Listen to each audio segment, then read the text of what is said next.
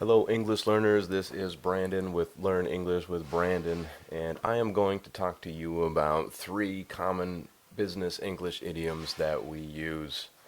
The first one is ballpark, ballpark number, ballpark figure, and you will hear it like this: in the ballpark. Is it in the ballpark? Now, ballpark refers to baseball. Yes, the number one American sport. Baseball is just as American as apple pie, although I don't think apple pie is from America. Anyway, ballpark. When we hit the ball, it generally goes somewhere in the ballpark. If you're Babe Ruth, maybe the ball goes out of the park and it's way out there.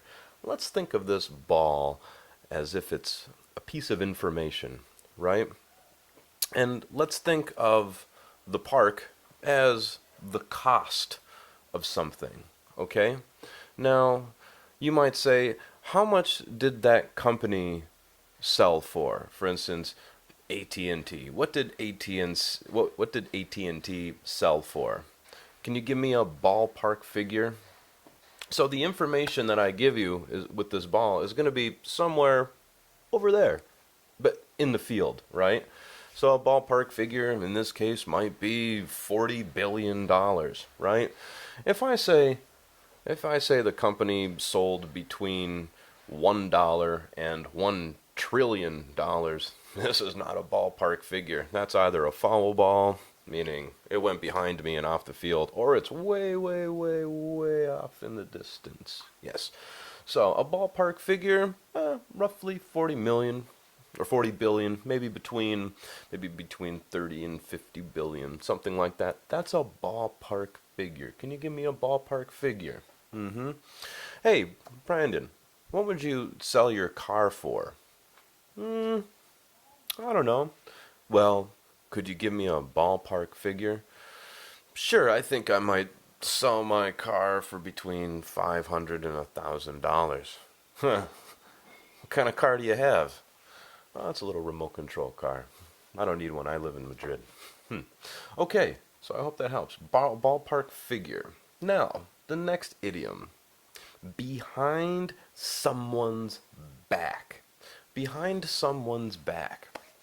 This is what we use to describe an action that was done to hurt somebody's reputation or feelings. Now, you might say, you might hear this said, oh, that person was so mean. They always talk behind my back. Now, they don't necessarily mean that they are standing behind me, but it means that they are saying things to other people without my knowledge. For instance, they might say, yeah, I really don't like Brandon's shirt. Brandon's shirt is really, really ugly. And then when they see me, they would say, hey, Brandon, that's a nice shirt. And I would think, oh, they are nice to me. But then my other friends or the people who know me would say, that person really doesn't like him, or they're not really honest with him. So people who talk behind other people's backs generally aren't very honest. And this does happen in the professional environment very often. The third idiom that I would like to present to you today is called behind the scenes. Now, behind the scenes, if you've watched my other video, it's similar to a backroom deal, but we're not necessarily talking about a deal or contracts that were signed. Behind the scenes means things that are going on with a process that people can't really see.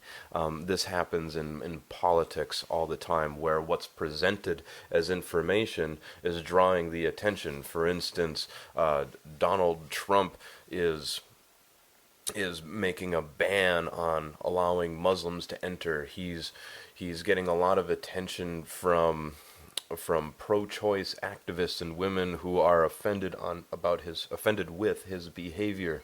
But behind the scenes in politics, he might be signing laws, or he might be might be bombing ISIS with Russia, for example. These are things that are going on away from the public's attention because their attention is directed at something in specific. So yes, behind the scenes. I hope these idioms help. Please leave comments below if you have any questions. Please subscribe to my channel. Thank you so much for watching, and if you are interested in private lessons, feel free to visit brandonsalo.com for more information. See you soon.